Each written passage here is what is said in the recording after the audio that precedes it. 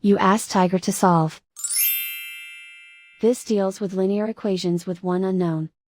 The final result is a equals -23/18. Let's solve it step by step. Simplify the expression. Expand the parentheses.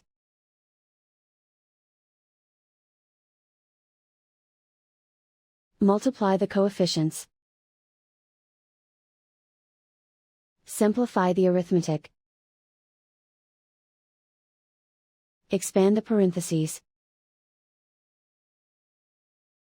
Group like terms. Simplify the arithmetic. Group all constants on the right side of the equation. Add 23 to both sides.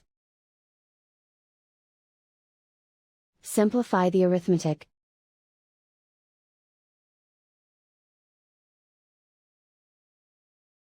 Isolate the a.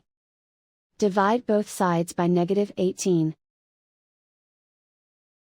Cancel out the negatives. Simplify the fraction.